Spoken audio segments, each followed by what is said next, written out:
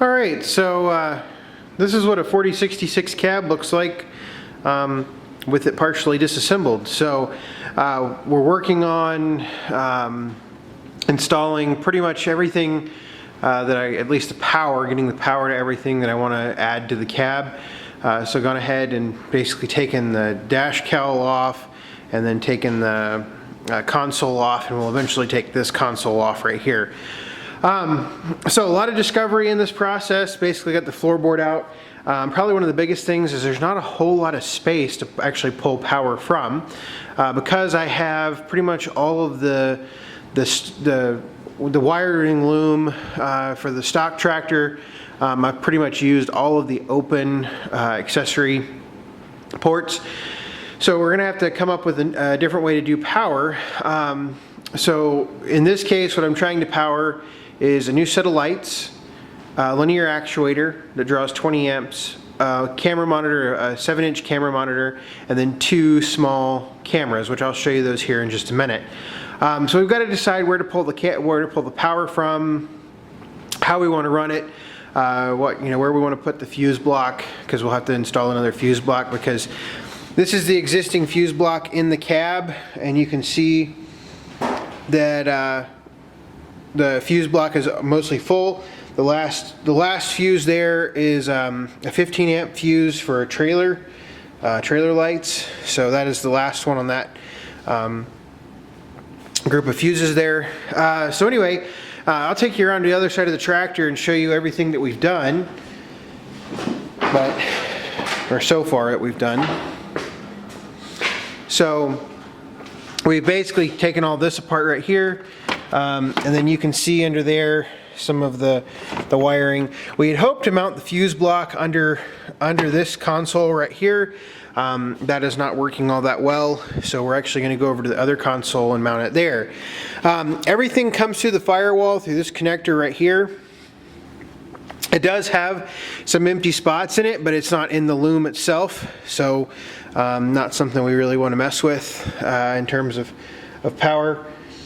But that's where we're at right now.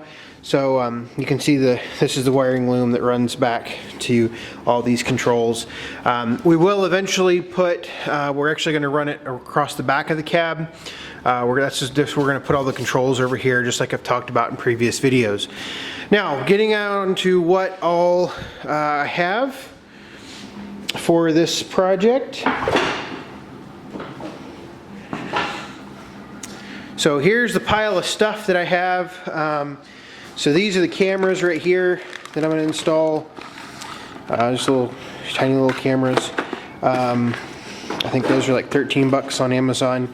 Here is the monitor. These are the uber cheap monitors. I think I'm actually going to install the monitor. I may not even use the accessory thing that I purchased now that I have the monitor. Maybe I should have waited to buy that, but you know, we'll see about that. And then I bought another light kit from Deere. So this is just a stock halogen or incandescent light kit, just like the lights that come with the tractor.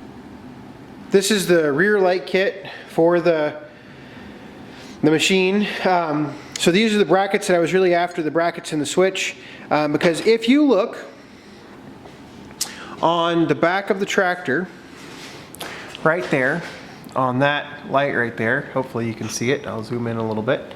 So see that bracket that light's hanging off of? It's hanging off the caution light.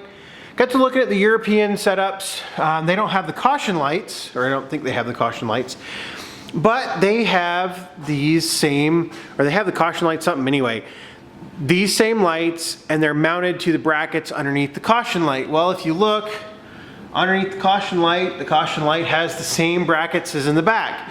So what we're going to do is I'm actually going to mount another pair of lights on the front. I'm going to keep the existing lights, and then these I'm not going to use at all, but it was cheaper to buy the whole kit than it was to buy individual parts like this bracket right here and some of the switches and everything and hardware. And then I worked through my dealer, And I've got to establish a bracket because the new lights are actually going to, these lights are going to go onto these brackets. These lights right here, they're a floodlight. They should be mounted like this. So it's not necessarily ideal. But what I've done is I've gone and I've gotten some steel, and we're going to build a plate that comes down off of this and maybe angles out a little bit, or turn it a little bit, something like that, and it'll mount down here, and that floodlight will look out. Now these new lights are 2100 lumens. So should be decently bright. I've already powered them up a couple times. I'm really happy with them. So we will see how all that works out. But we've got to run power to all of this, so this is going to take us a while to do. And on top of that, we've got the linear actuator.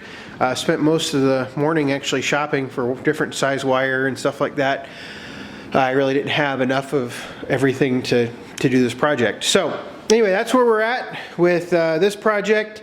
I will probably stop this video here, and then I'll pick up, and what I'm going to try to do is I'm going to try to do these bit by bit, you know, each one project at a time, but I don't know if I can do that. So maybe over the next 4 or 5 videos, we'll add the linear actuator, the extra lights, and the camera and monitor setup. So anyway, that's it for right now.